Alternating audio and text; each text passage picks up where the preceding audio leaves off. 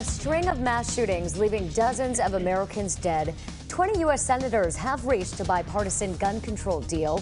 It is poised to be the first major congressional gun reform in decades. Welcome back to News 2 at 4. I'm Erica Francis. And I'm Alex Dennis. Some say it is a step in the right direction.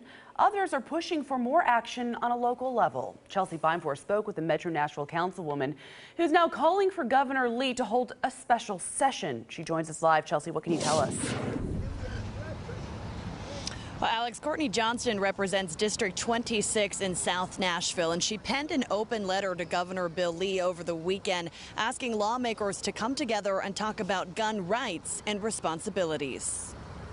You sit there and you wonder, how many times do we have to go through this? After 10 people were gunned down at a Tops grocery store in Buffalo, New York, and 21 at Robb Elementary in Uvalde, Texas, Metro Nashville councilwoman Courtney Johnston says it's time to take action. It's just this constant cycle and nothing is really changing. On Sunday, she drafted this letter to Tennessee Governor Bill Lee, which started out by saying it's time to stop the cycle of apathy to outrage and back to apathy again. Our thoughts and prayers are no longer enough.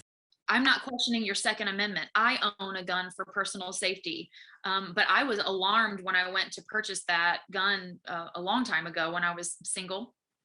And there was nothing required except for a background check. She's calling on Governor Lee to hold a special session to focus on gun rights and responsibilities of gun owners. The triggers don't pull themselves. We have broken people in our community. Along with mental health resources and school security plans in Tennessee. Last week, Governor Lee signed an executive order focused on strengthening school safety, but it did not mention anything about firearms. We are not talking in our administration about gun laws, gun registries. We're working on school safety. Meanwhile, in Washington, a group of bipartisan senators passed a plan over the weekend that includes strengthening background checks, increasing funding for red flag laws and mental health programs, and expanding gun restrictions for those convicted of domestic violence. Johnston is hopeful that leadership may trickle down to the state level. It's a public safety issue.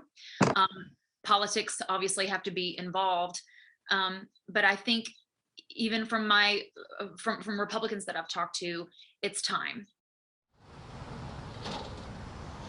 Now, if that U.S. Senate bill is enacted into law, it will be the first of its kind in nearly 30 years. Reporting live from the state capitol, Chelsea Bimefor, News 2.